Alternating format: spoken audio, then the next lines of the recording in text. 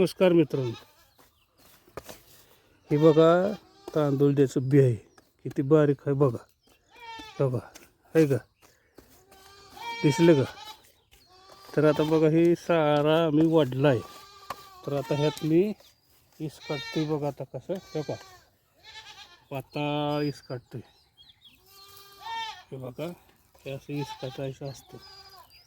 हे बघा हे पाताळ हे असं ईस काढायचं आहे का. हे बघा, हे बघा ईस कुठून झालं की ओढून घ्यायचं, मिक्स करून घ्यायचं. हे सगळं बी हे असं मिक्स करून घ्यायचं. हे बघ हे असं पातळ पातळ पातळ पातळ पातळ पातळ इसकुटून घ्यायचं हे सगळं. आणि ह्याला ओढून मिक्स करून टाकायचं, पाणी द्यायचं. हे बघ आता हे एवढं पातळ पातळ म्हणजे जरा चांगलं येतो ठोंब व्हायचं.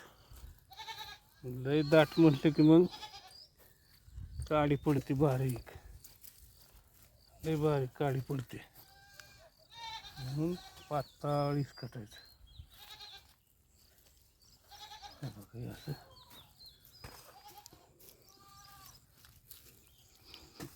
दातू काढावं. हे दातू काढ, दातू काढ.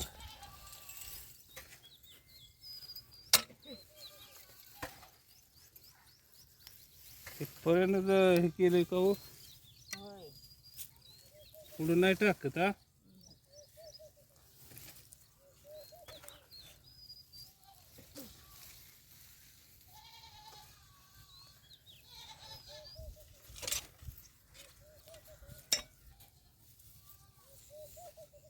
आता हे बी कुठून झालंय. आता हे मुजवून घ्यायचं काम चाललंय बघा. हे सगळं असं मुजवून घेतलं दाताळानं म्हणजे मोजलं जातंय बघा. बी बारीक बी आहे ते मोजलं जातं लगेच. असं मुजवावं लागतं हे बघा. हे का सगळं माती त्याच्यावर गेली पाहिजे, मोजलं पाहिजे. हे झालं की लगेच भिजवून घ्यायचं. दोन पाणी ओघावतं. मग आता इथनं पुढं भाज्याला वाईट जरी येतं ना, करडीची भाजी, तांदूळची भाजी, पालकची भाजी, पुढं बघा वाईट दर गावते. म्हणून करायचं आहे बघा. हे बघा याचं सगळं मुजवून झालं. मस्त आहे सगळं व्यवस्थित. धन्यवाद.